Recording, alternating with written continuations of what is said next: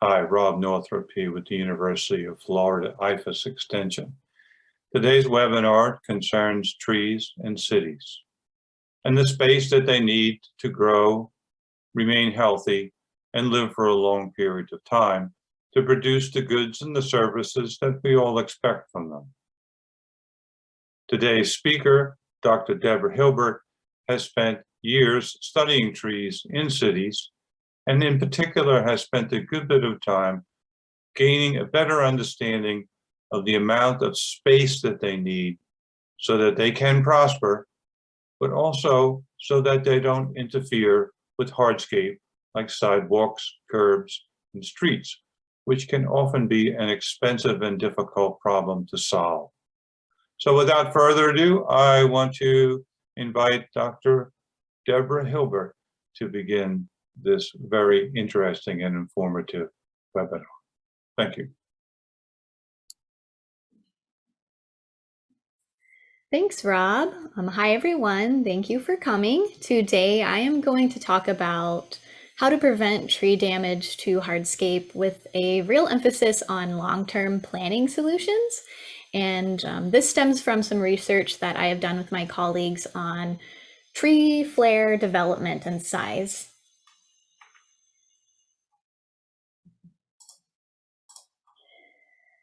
So the reason this topic is so critical is that more and more of the world's population is moving to urban areas. According to the UN, by 2050, about 68% of the world's population will live in an urban area. Already, 82% of North Americans live in urban areas, and here in Florida, where I am, 91% of Floridians live in cities or urban areas. As urbanization expands, not only is there a greater density of people, but there's also an expansion of the built landscape. And so there's this conversion of existing land uses to impervious surfaces, especially during dense development. So here's a map of Florida's developed, protected, and other land uses in 2010. And based on current patterns and rates of development, this is what experts think Florida's landscape will look like in 50 years. So before in 2010, you can see there's already a lot of development happening along the coastal areas in major highway or interstate corridors. But by 27, it's expected that a majority of Florida will be developed. This trend is happening all over the world. So we're literally creating entirely new ecosystems where a majority of humans live. At the same time that we're doing this, at the same time we're expanding, redeveloping urban areas, expanding urban areas, there's also a call for more green space. This includes a call for an increase in the number of trees, the increase in planting programs in major cities, as well as setting canopy cover goals, and a shift in focus on tree equity. So making sure that those greenscape benefits are affecting everybody equitably. The tricky thing is that oftentimes the green infrastructure elements like trees are an afterthought to urban development. So we need more trees, but in many of the places where trees are needed, the landscape is heavily built up and it's very difficult to plant trees in these spaces without having long-term conflict with adjacent infrastructure. Because trees are an afterthought in design for so long, the spaces where trees are left to be planted are usually very inadequate, especially for those large stature trees. So a lot of times you see things like this in especially the built up city centers. This creates issues down the line. So not only is it costly to repair hardscapes, it can lead to mass removals of trees, which we see a lot down here in Florida. Headlines like this are very common. So a lot of developments that were built 20 to 30 years ago put in large stature trees in very small planting spaces, and now people are having to deal with those issues. So again, I mean, these types of headlines pop up almost monthly here in Florida. What's unfortunate is just as these trees are large enough to begin to provide ecosystem services like shade, carbon sequestration, stormwater mitigation, they have to be removed because they're causing conflict with infrastructure. Small planting spaces are not only an issue for adjacent sidewalks, curbs, and streets, but the trees themselves suffer from a lack of rooting space, soil compaction, and damage that's incurred during construction activities. So a lot of times root pruning close to a tree's trunk during construction and redevelopment can cause some serious issues for the tree down the line, but that's a very common practice, especially when sidewalk slabs need to be replaced. Concrete sidewalks were invented about 150 years ago. The live oak group that we deal with a lot in Florida evolved about 11 million years ago. So really when we're trying to fit big trees into small spaces, we're going against biology and millions of years of evolution. And ultimately it's a losing battle, no matter how innovative you get with concrete. At the end of the day, there's a biological reason why trunk flares become so large and powerful. So this region, when I say the trunk flare, this region is really the area where the stem transitions to the roots. And so oftentimes you see kind of a flare. It's more pronounced in some species, but it's where the base of the tree widens out.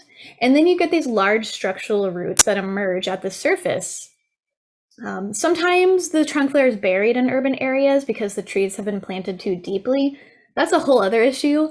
But this area where the roots emerge, it happens to go out several feet, and this is called the zone of rapid taper. And this entire area, the trunk flare, those emerging big structural roots, and the zone of rapid taper is this root crown area of the tree. And this is where we see a lot of issues with adjacent hardscapes and trees lifting concrete. Just beneath the surface, these large structural roots are really essential for supporting the tree. A lot of times they stay at the surface because urban soils are highly compacted or might have poor drainage, or in the case in Florida, we also have a high water table. So these already pretty high up roots remain very close to the surface in our urban areas. This is the region that needs to be considered when we are trying to avoid damage to hardscape, as well as long-term damage to the tree. So our research team set out to build on earlier work done to estimate the size of a tree's trunk flare. We wanted to help make smarter planting decisions for long-term planning.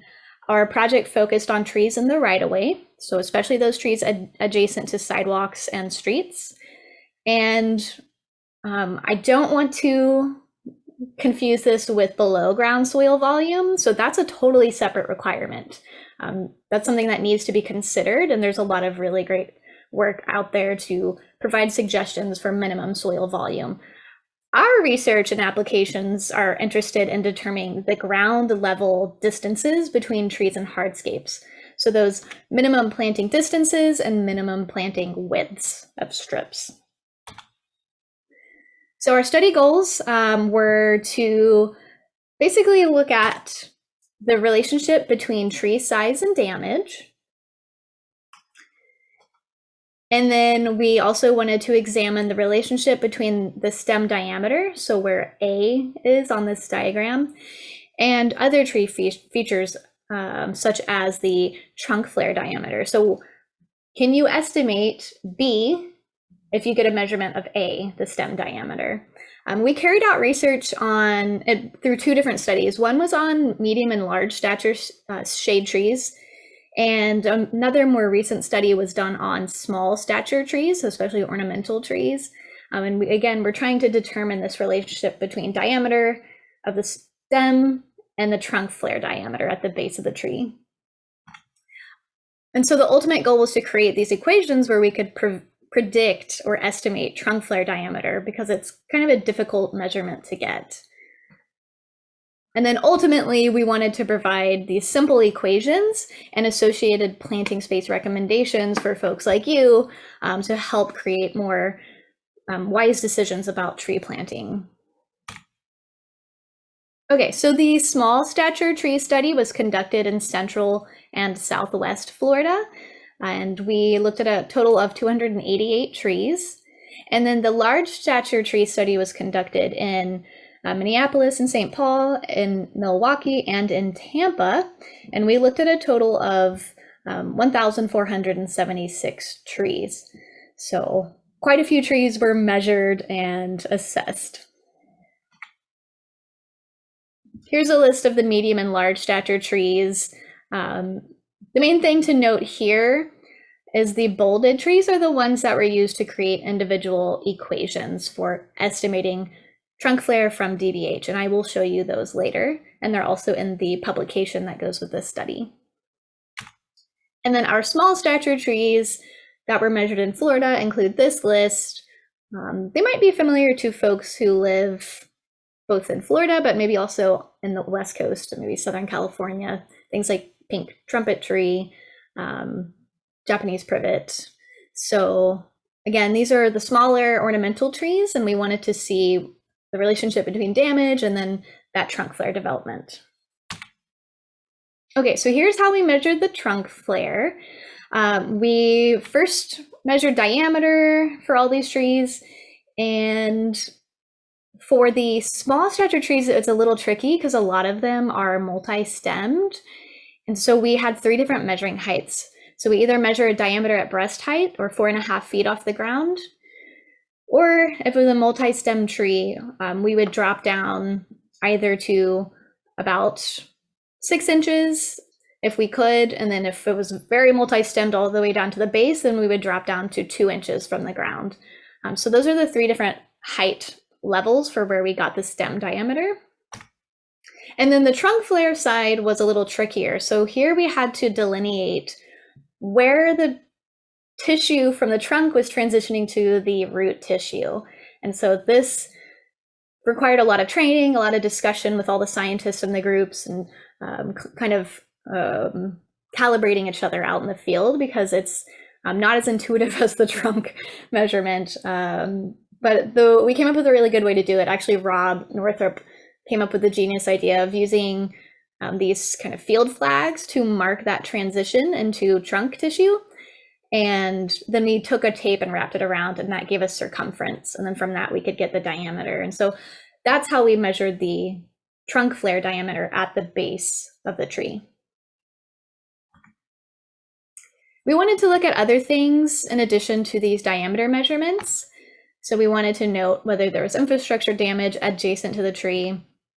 We also made note of things like defects, so stem girdling roots and other defects that might affect the trunk flare development.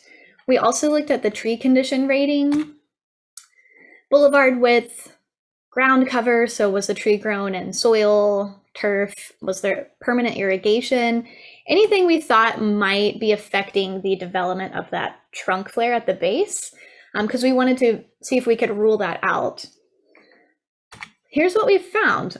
From the damage perspective, our large stature trees that were investigated, about 21 to 39% of them were associated with damage. So in Tampa, 37% of our trees were associated with adjacent hardscape damage. In Milwaukee, it was 39%. And in St. Paul and Minneapolis, 21% of the trees were associated with damage. For our small trees, it was much lower, as you would expect. So about 11.5% of these small trees in Florida were associated with adjacent hardscape damage. So based on the damage and the planting distance data that we collected in the field, we were able to come up with odds ratios. And so in this graph, you'll see on the y-axis are the odds ratios, and then on the x-axis is the distance from pavement. So 0 basically represents a tree that was planted directly touching the pavement. And the top line represents small trees. The lower dotted line represents the large stature trees. And the way that you can interpret this graph, because I know it's a little bit confusing, but basically a small tree is about 20 times less likely to cause pavement damage when it is planted 200 centimeters or 6 feet from the pavement than when it is planted right up against the pavement. So 20 times less likely to cause damage.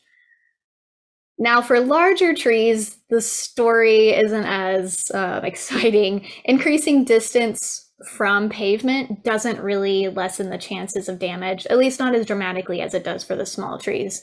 So you can see a large stature tree that's planted 200 centimeters from the pavement is only going to be about 5 times less likely to cause damage. This is table 2 from our latest publication, where we show the estimated per tree savings and sidewalk replacement cost as distance between the base of the tree and neighboring pavement is increased. So for example, in Tampa, increasing the distance to the pavement from 0 to 100 centimeters, or about 3.2 feet, would save approximately $122 per tree. Now for a big tree, it would take about 6.5 feet of additional space to achieve similar savings. So again, this is showing in several different ways that for large stature trees, you really need a lot of space to start seeing benefits as far as reduced damage and increased savings. Okay, so another goal of ours was to create these equations where we could measure stem diameter and get an estimate of the trunk flare. And so when we looked at those other factors that we thought might be shaping the trunk flare, they actually weren't significant. Ground cover, whether the tree was grown in turf or soil, didn't make a difference. That flare was the same. The development of the flare was the same. There was a little bit of a difference between community and boulevard width, but it was very insignificant when we actually put in numbers. And it was only slightly significant for a couple of the species. So this showed us that we could be confident in using very simplified equations for a management approach. So here are the equations we developed for the large tree study. These are in our publication, so don't worry about copying down these numbers right now if you can't. What you should note is that this little hat right here just means it's an estimate. So basically you are estimating trunk flare diameter by multiplying the diameter at breast height by 1.3, and that'll tell you the trunk flare size for that Acer platanoides, or the Norway maple, and so forth. It's pretty straightforward. Now, if you're dealing with trees that are not listed on that last slide, you can use these more generalized equations. So to do that, you would look up the species that you are dealing with, and you would go to the USDA plants database and look to see its wetland classification. And so if it's an upland species, you would multiply by 1.3. If it's a mostly wetland species, you'd multiply by 1.7.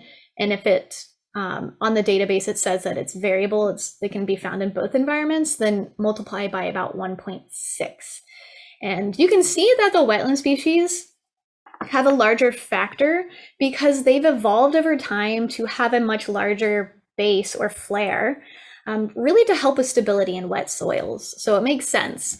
I love it when our results actually match what makes sense. That's an indication that we did something correct. Okay, so here's a simple equation based on the small stature trees that we measured in Florida. And so here the trunk flare is a lot smaller than in the larger species. So this is a very generalized equation based on all the different measuring heights, whether the diameter is measured at breast height, at 6 inches, or at 2 inches. That's totally fine for a management perspective. Feel free to use this when you are just trying to make decisions in the field or planning decisions. If you're trying to make biological decisions, then use the more complex equations that are provided in our publication. But really, depending on where you measure on the tree, the trunk flare is only going to differ by about a couple inches. So it's totally fine to use the 1.2 factor to get an estimate of trunk flare. Okay, so how do you apply these equations? You measure the diameter at somewhere at breast height for the large trees, or somewhere wherever you can measure it for the small trees. You multiply it by your trunk flare factor, you get your trunk flare. But if you want to avoid damage to adjacent pavements, you're also going to have to account for that zone of rapid taper that root plate and that crown rise that is happening all around the root crown. And so the way that we suggest doing this is including a buffer for that zone of rapid taper in that crown rise area. And so the large trees, large stature trees, like our live oaks, our big maples, and things like that, should have an additional buffer of 4 feet. So you want to estimate how big the tree is going to be at maturity, get that estimated mature trunk flare size, and then add another 4 feet to that before you put down the sidewalk. So you're talking about a pretty big space for a large tree. For small trees, the buffer only needs to be about 2 feet. For tropical trees with big buttressing roots, things like kapok, you're going to need a lot of space because those roots, especially those big buttressing roots, can get massive. And so there's not a lot of research out there, but the one paper I could find suggested about 13 feet of a buffer, which I know people in South Florida are probably laughing right now because we see things like this. This is a ceiba tree that was probably seeded itself. I doubt anybody put that there, but it was left to grow here. And I'm sure this one slab of sidewalk has been replaced several times already and is going to continue to be replaced because there is only about a foot of buffer between the trunk flare and the sidewalk, when according to the research, it should be about 14 feet. Okay, so just to reiterate and show you this using a diagram, if you want to plant a tree in the ground and have it grow to maturity without any major conflict, then your ideal planting space is going to be the buffer.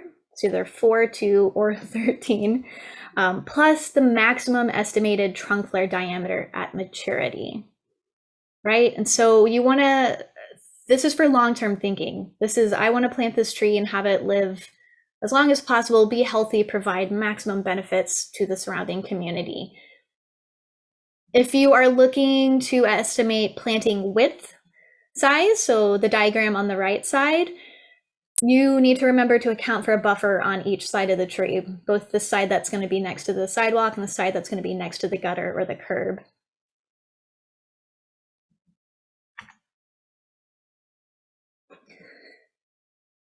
So to create a more applicable extension side of this research, we took our research a step further and created species-specific recommendations using existing stem diameter data sets that we could find.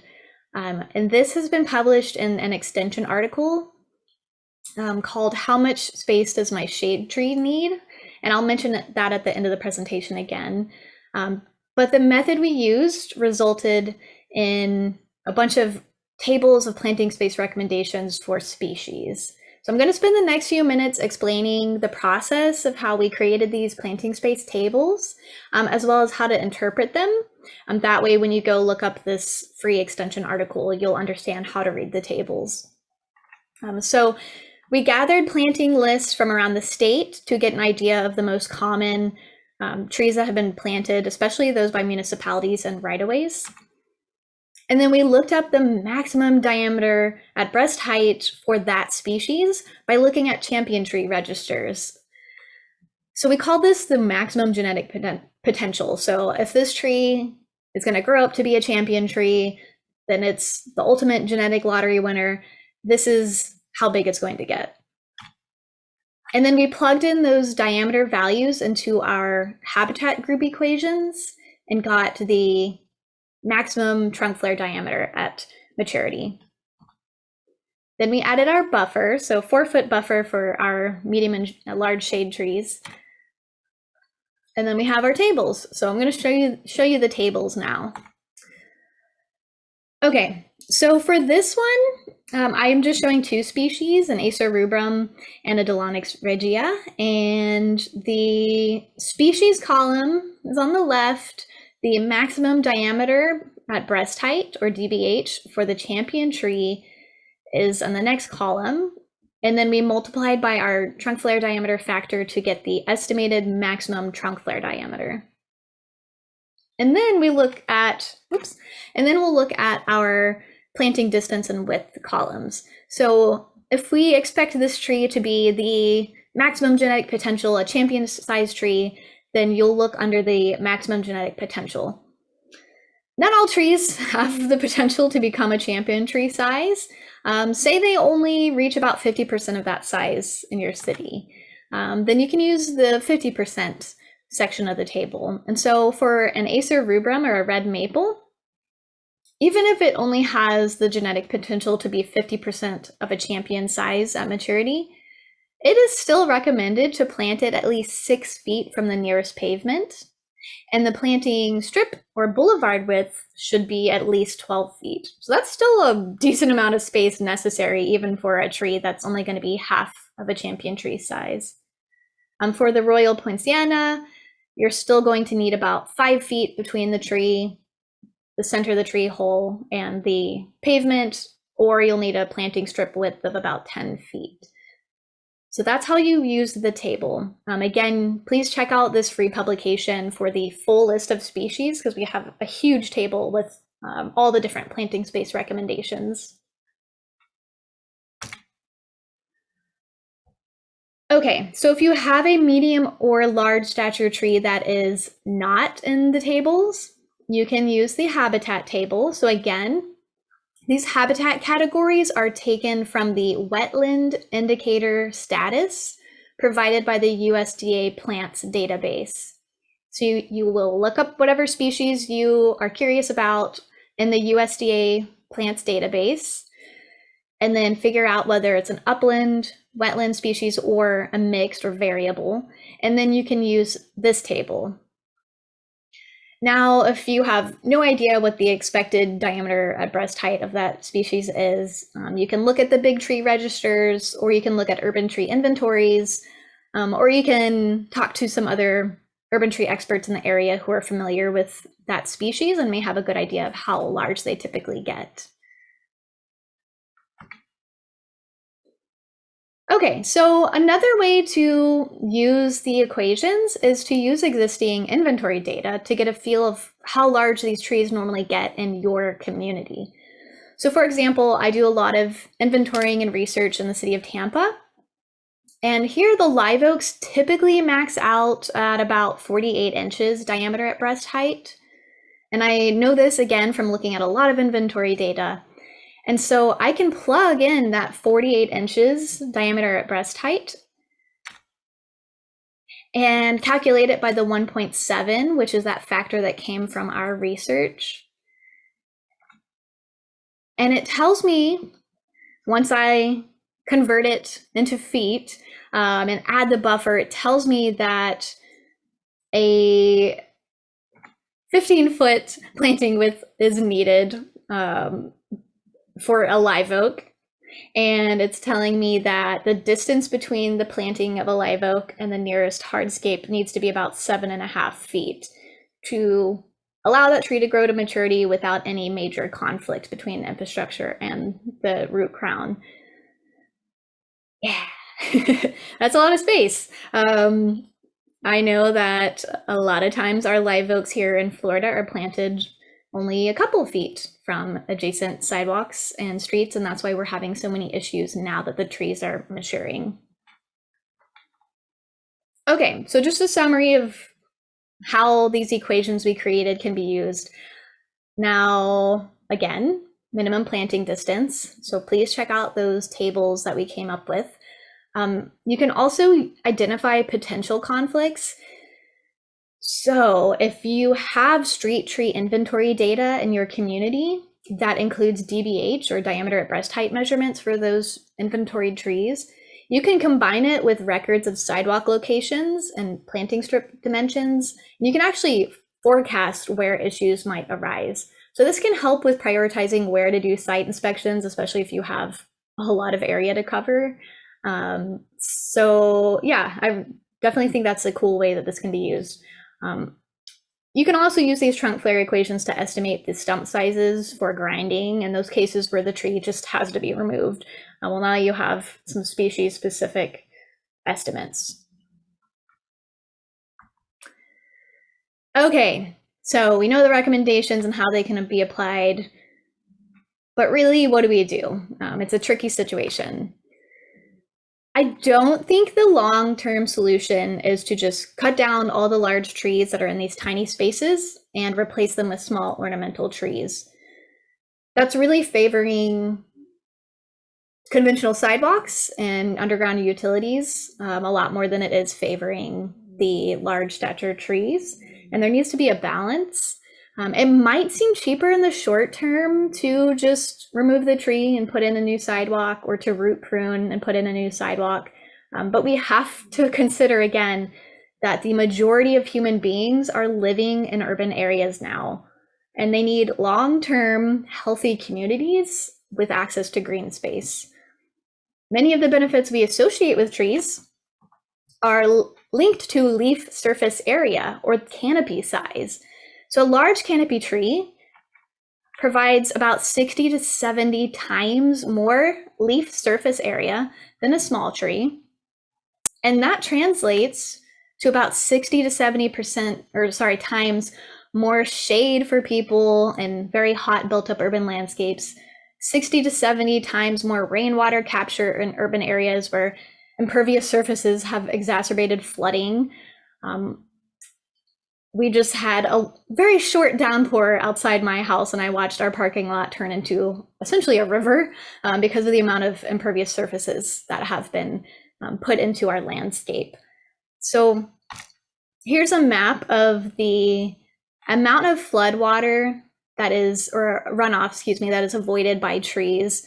And I'm over on the west coast of Florida, so our trees in our community are estimated to help prevent over 160 million gallons of rainwater each year.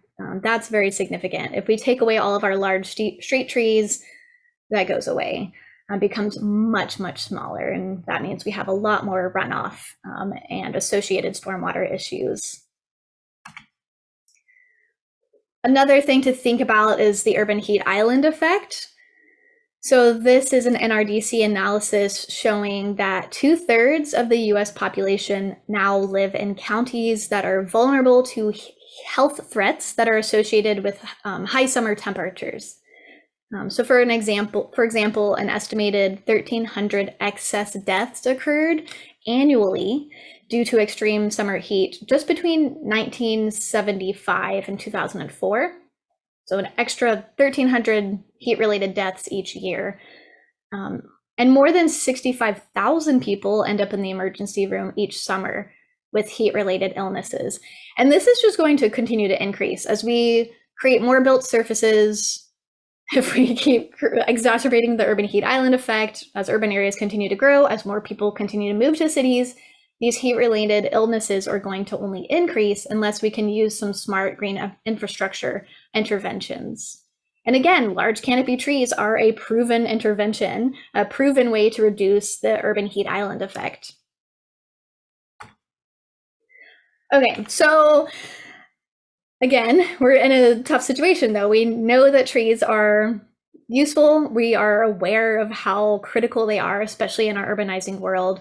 But how do we actually address this when it comes down to the sidewalk and street level?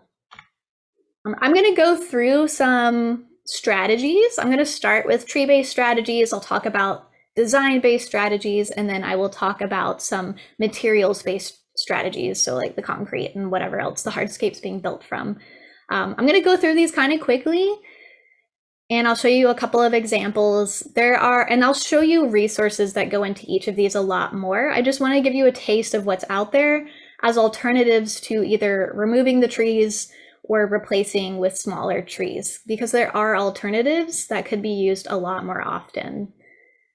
So the first tree-based solution to these conflicts between hardscape and trees would be selecting a smarter species, right? Right tree, right place.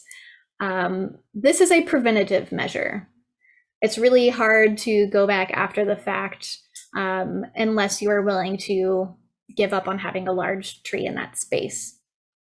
The pro of this is it's simple and it supports the tree health and lifespan if you're putting a tree there that's going to thrive.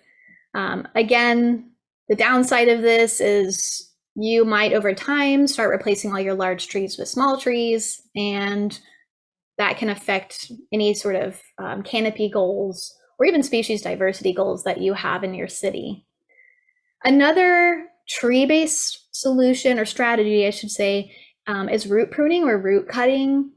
And this is definitely a corrective measure, and it's definitely a short-term solution. It's not a long-term solution. The benefit is it's convenient. The downside is it can reduce the tree health and stability over time, and it's not recommended to do it very close to the trunk flare, which unfortunately is exactly where these roots need to be cut when we're dealing with hardscape issues. The negative effects really depend on how close to the tree you are cutting and how much of the root system you are damaging. I think all tree scientists agree that it can really negatively affect the tree health and longevity if you're doing root cutting. There's a little bit of mixed results on how much root pruning affects stability, but there's a lot of evidence showing that the closer you get to the tree, the more likely that tree is to topple over or fail, especially during a high wind event. So for some research that I actually got to help with that was done on Quercus virginiana or southern live oak, we looked at these live oaks in Hillsborough County, Florida, and did some linear root cutting at different distances from the trunk. And what my colleague Andrew Benson found is that really linear root cutting, which is what would be done for a sidewalk replacement, it should not be undertaken at a distance closer than 6 times the diameter of the tree, which correlates to about 25% root system loss. So again, 6 times, if you're cutting closer than 6 times the diameter, you're creating long-term physiological stress. So he actually measured physiological aspects of the tree over time and found that the trees did not recover to their previous physiological or health-related vigor after a couple of years. So really, the tree is going to be permanently stressed if you cut any closer than that. And when a tree is stressed and its health has decreased, the ecosystem benefits also decrease, because again, a lot of those benefits are linked to the healthy, large surface area of their leaves in the canopy. So if root pruning is selected, it should be performed only by a professional. Root barriers should also be installed, because those roots, if they're not too severely severed, they are probably just going to grow back, and it's going to need to be done again, maybe as soon as 5 years. So again, very temporary solution. In this photo, someone came in and root pruned during construction, and then the arborist was brought in, and the arborist deemed that the tree had to be removed. So they had to remove this giant, beautiful redwood because of root pruning, when there are some other options that they could have employed. And then here's an image of a spruce pine that fell over after some root cutting was performed for construction. So there are plenty of examples of trees failing after their roots have been pruned. Ultimately, it's better to remove the sidewalk and install a new type of sidewalk, or go around the root problems, or even better, if you are designing a community or redesigning a community, just make space for the trees in the first place. Okay, so what are some of these design-based strategies? Larger planting spaces, that's a very preventative measure. It can be used to correct existing problems, however. So it supports the tree's health and lifespan, reduces chances of damage. The downside is it requires space, which is tricky, especially in our very built-up areas. And retrofitting can be expensive. But again, you have to think about the long-term expenses. So it might be more expensive upfront, but if it's preventing a continual need to replace sidewalks, it might actually balance out in the long run. Knowing the expected size of the trunk flare using our equations can really help with estimating how large of a planting space is needed. Another way to design more space for a tree could be to curve or meander the sidewalk around a tree. So that, again, this can be done preventatively during planning and design, or it can be done to correct some existing conflict that's happening. Good for the tree, reduces damage, again, requires space. And sometimes this space has to be obtained by or created by obtaining easements, which may or may not be easy depending on where you are working. Here's an example of some enlarged planting spaces that were done. Okay, so some other strategies include pop-outs or bump-outs. So again, these are preventative or corrective. Support the tree, prevent damage. They also have the added benefit of calming traffic, because I'll show you in the next picture, but bump outs go out into the street, so they reduce the flow of traffic. And so cars have to slow down and traffic narrows. And so a lot of times they're used in areas where there's a lot of foot traffic, and traffic calming is an added benefit for heavier pedestrian traffic. The downside requires space. The retrofitting can be expensive, and you have to understand traffic patterns as well as stormwater drainage. It's really the case in a lot of these design strategies, but it's being used more and more often, especially in busy downtown corridors where there's a shift to create more walkable downtown areas. So you'll see this a lot more often nowadays. You can use a different slab size. This is definitely a corrective measure, and the sidewalk width still needs to be no less than 1 meter or 4 feet to still go along with the ADA requirements. Another option would be to move the sidewalk adjacent to the curb. So get rid of that strip, put the tree in the lawn space, and have a monolithic sidewalk where the road, the curb, and the sidewalk are all constructed as one continuous concrete installation. Because they're one continuous installation, they also tend to be thicker and heavier, which will prevent some of that lifting from the tree that has been moved to the other side. I guess the con of this is you no longer have a buffer between the pedestrians and the traffic. So again, you have to understand your traffic issues, and it might reduce street shading. I don't have the data on this, but this is something that is said a lot. So those are some of the cons. Here's an example of a bump out. So that's what I mean. So literally the planting space has been pushed out into the road, narrowing the traffic to one lane, and now the tree has a larger space to grow. Okay, some other design strategies. One is to increase the right-of-way. This can be done preventatively at the design phase. It's much easier during that phase, or it can be done as a corrective measure once conflict is already happening. Again, helps the tree, reduces hardscape damage. The downside is it requires space, and the space is usually taken from easements. I think this can be a great long-term solution for, definitely from the tree's perspective. It can be a hard sell because it requires changing easements, but I think it could be a solution, especially for homeowner association managed neighborhoods where the community wants a lot of canopy and needs to come up with a kind of large scale long-term solution to making space for trees. Another option would be to just get rid of the sidewalk. Now, this doesn't necessarily mean get rid of all sidewalks. It could just mean get rid of the sidewalk on one side of the street or in different sections. And that way you can have plenty of space for the trees, and then people can walk on the other side of the street. It's pretty simple. Supports the tree, reduces hardscape damage. The downside is it may not be feasible, especially on busy streets. We have an issue with having streets that are focused on car traffic or vehicular traffic and not a lot of emphasis on pedestrians. And so we're kind of fighting an uphill battle for a lot of these solutions, but it is possible. But it can work. Like I said, it doesn't have to be done everywhere, and it doesn't have to be done on the entire street. It can just be in areas where you want to retain some really large, beautiful trees. It's especially doable in like low traffic areas, especially cul-de-sacs. So again, this could be something to be thought about in HOA managed communities where they're having to deal with this sidewalk issue. Tree islands are another design option. So this literally means instead of having a narrow single-sized planting strip, you would have these regions that are larger and you have groups of trees.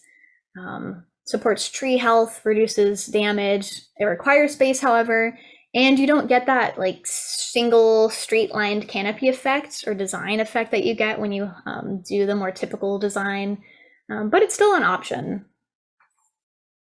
It's still an option, and also we've found that trees that are planted in groups are more resistant to wind damage, so could be a benefit in multiple ways.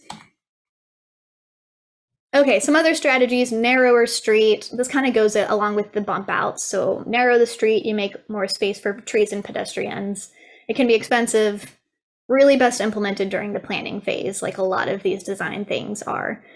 One that is not used often enough, in my opinion, is bridging over routes. So literally building a bridge so that you no longer have contact between the sidewalk and the soil. So now the roots aren't trying to grow into that moist, light, airy soil that forms just underneath the pavement. It's an alternative to root pruning. So in situations where you have a tree that is totally healthy, does not need to be removed, should not be root pruned, then you can look into building a bridge over that tree and retain that tree for a lot longer.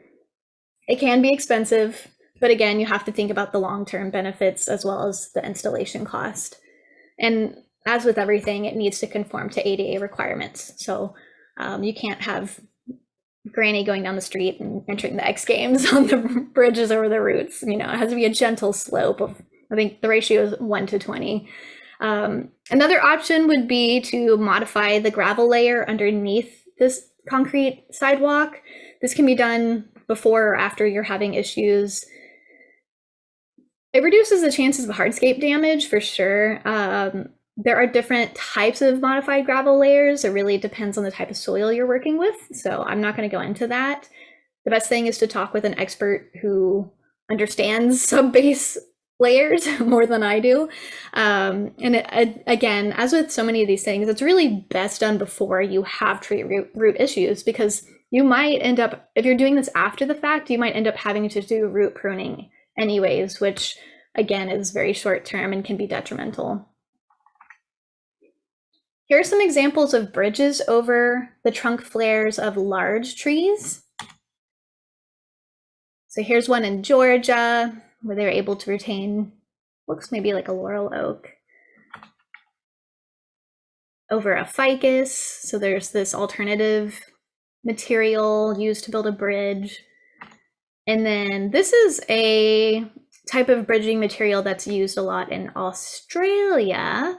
And I really like this. They're able to maintain these sidewalks around massive eucalyptus trees just by bridging over that trunk flare area. Okay, so then there are also material-based solutions. One would be a reinforced concrete slab. You can do this before the tree goes in or after. If you do it after, it's not great for the tree, but it can reduce future hardscape damage. The downside is it can be expensive. You're having to pour more cement, or you're having to use other reinforcements, such as rebar or expansion joints. So there is a lot of construction that has to go into it. And there's not a lot of standards on how much reinforcement you need. We don't have a ton of research on that. I will say Dr. Andrew Kozer at the University of Florida and Dr. Jason Grabowski in New Jersey are doing some research right now on this exact thing. So how much force needs to be exerted by a sidewalk to prevent a tree root from lifting it. So hopefully they'll have some results in the next couple of years to help with this. And then there is also the option of using concrete alternatives. So things like asphalt, gravel, recycled pavers. Again, these still have to conform to ADA standards. The benefit of this is a lot of times these pavers are cheaper to replace and repair than when you have to go in and replace an entire concrete slab. And sometimes they're also pervious, which can be beneficial to the environment, but they're not as strong. And again, if you're doing it after you already have these issues, a lot of times you're still having to do root pruning. So it's definitely a more short-term strategy, at least from what I have seen. I would be very curious to look at some long-term concrete alternatives and how they have fared as far as damage from trees. So if anybody has information or some examples, let me know. I would love to learn about how it's been working out in your community, because so far it seems kind of mixed from everybody I've spoken with. And then these are things that are done very often. You've probably seen this all the time and didn't even realize it, but grinding or beveling any sidewalks that are lifted is very common. You can only do that to about half of the original thickness before you start really messing with the integrity of the slab. So there's only so much grinding you could do before you have to just replace the slab. So it's short term. And then in areas where you've had, one slab pop up over the other one, or they're both popping up, you can go in and fill in that area with a ramp or a wedge or a shim. And it's very simple, pretty cheap. But again, it's temporary, and eventually the whole thing's going to need to be replaced. And you also have to abide by ADA requirements, as always. Okay, so those are just some of the more common strategies that exist out there. And I'll show you more resources for learning more about each of those. But again, so many of those are very short term. Besides the design solutions, a lot of them are very short term, not so tree centric strategies. And we need to be thinking long term. Again, we're having larger urban areas with more people. We need to be thinking long term. We need to be thinking for our children and our grandchildren and what we want their new urban environment or their new urban ecosystem to look like, and what do we want those urban ecosystems to provide them with. So one movement that has taken off, at least from the design perspective, would be the biophilic streets design. And so this is an idea of bringing natural systems into a better integration with our street design. And so a more long-term and holistic approach to designing streets with green spaces instead of streets and green spaces trying to be smashed in together after the planning. So for example, the Melbourne Metro Rail Authority has been coming up with some new designs where they can incorporate large stature trees near their metro stations, because those trees are going to provide shade. Australia, like so many of the world, is experiencing some major heat waves as a result of climate change and urbanization. And so it's really essential for people who are waiting to get on the metro to be in the shade. It makes such a difference. And this is especially important for at-risk people, so like older people who are very vulnerable to heat-related illness. We want them to be near beautiful shady places when they're waiting to hop the train or the bus. And so what I like about this design, and I'm not a design expert, I'm an arboricultural scientist, but what I do like about this is there's, at least in this design, there is a much larger planting strip area, or tree lawn, actually, next to the station and the building. So they're making space for those trees in the design. And then here's an example from Singapore where they have really embraced having green spaces in hospital areas. So access to green space for people who are healing is essential. There's so much research that has proven that when a patient can even just see a tree in green space outside their window, they request less painkillers. They call on the doctors or the nurse or the other medical staff less often. And a lot of times they heal and get out of the hospital faster. So not only are these green spaces helping the patients, but they're also helping the healthcare providers because they're not having to go in and tend to people as often. They're also getting reduced stress by being able to look out at these green spaces. So I love it. I imagine they're going to have some conflict between Hardscapes with this design, but they're really emphasizing green space as much as they are emphasizing the built space, and that does make a difference for the people who are there. I would much rather go to this hospital than some of the hospitals in my community if I needed to heal. So a lot of these more biophilic designs and planning strategies are intensive, at least at the installation side of things, and they're different. They're going to require a different set of skills, a different set of maintenance, but that doesn't mean that we shouldn't do it.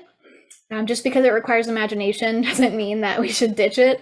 And it's going to take teams. So it's not only going to take arborists and scientists like myself, but it's also going to need designers, planners. Please, we need planners who appreciate making space for green space and making space for pedestrians who want to be near green space. It definitely is going to need the help of engineers who can understand when this is feasible and what types of materials are going to make sense with different designs. We need policymakers to really stand up and to listen to constituents, and constituents need to speak up if this is what they want. If they want this, then they need to voice it, and policymakers should support that. Because again, we are literally building entire new ecosystems for the majority of humankind. And I have a feeling that more people would choose green space heavy designs if they knew it was an option. All right, so here are some resources. Not all of them, but just some of the ones that I find especially helpful. The Sidewalk and Hardscape Solutions webpage is a great one. So this is on the University of Florida's environmental horticulture website. Some of these are maybe slightly outdated. It definitely could use some additional strategies, but it's still like a really good compendium of what's out there. The Seattle Department of Transportation Trees and Sidewalks Operations Plan is a very thorough examination of a lot of the strategies I talked about. And not only do they go into like pros and cons, but they also list the budget perspective. So which ones are more expensive than others, which can be really helpful for municipal planners and managers. If you're really nerdy and you want a very deep understanding of tree roots from the below ground to the ground level phenomenon, then I highly recommend Up by Roots by James Urban. He is an arborist, but he's also a landscape architect and an awesome designer, and he focuses on tree root systems. And so this is a really great book that summarizes not only some of the strategies I talked about, but also the below ground biology of trees and how to make space to support these trees. If you just want a shorter, simpler, more straightforward compendium, then this is really great. So this is a compendium called Reducing Infrastructure Damage by Tree Roots by Costello and Jones. It lists pretty much all the strategies I provided here. So I go to this book all the time. I'm so thankful they made this book. A couple things do need to be updated. It was created at this point almost 20 years ago, I think. So I think we're due for an updated compendium, but it's really great. I highly recommend anybody who's dealing with these issues have this book in their library. And then I could not have done any of this alone, and I did not do any of this alone. The research that I shared came from a couple different research projects. So the first one I did in collaboration with a bunch of folks, including Dr. Eric North, who had done some prior research on the same topic of trunk flare. And he and Rich Hauer, who's up in Milwaukee, or he's not in Milwaukee, he's in Wisconsin, but they provided the northern region data for our large stature tree. And study. And then we also created that extension article, and then our more recent article, which is on the small stature trees in Florida. And so that one's called The Tripping Point.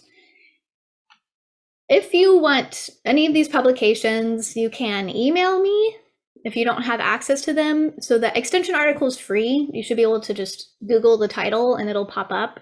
Or you can look up the little extension publication number, ENH 1328.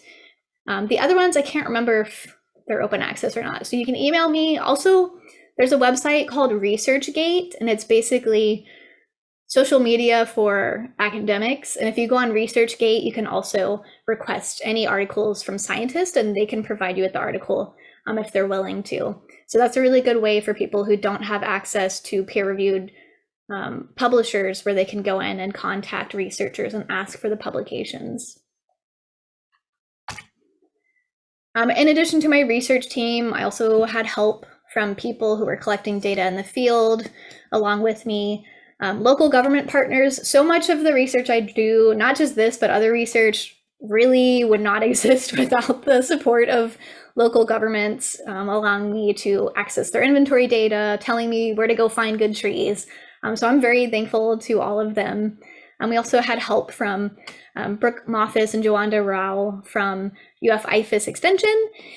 And then we have a lot of financial support from people like FNGLA, and also some different funding from Wisconsin groups. So thankful for everybody who's able to make research like this possible, because this type of highly applied research it makes me excited because I know that it can get used. I support all research and all scientific endeavors, but for me personally, I love doing projects that are targeting specific issues in urban forest and then can turn around and totally be included in policy, be included in design, and make changes while I'm still alive and can see it. That's so exciting. All right, if you want to contact me, here's my work email address. I'm also on LinkedIn, ResearchGate. Again, that's where you can request articles from researchers. I do have a work Instagram account, So Many Trees. And then my website is manytreesconsulting.com. So you can find me in many different places. So I definitely look forward to hearing any questions, or if you have cool examples of strategies that you have implemented, I would love to see them. Yeah, it's a topic that I never thought I'd be so excited about, especially as someone who started off as a field biologist. But I really do appreciate how important this is for all of us. So I thank you for being here and listening to me.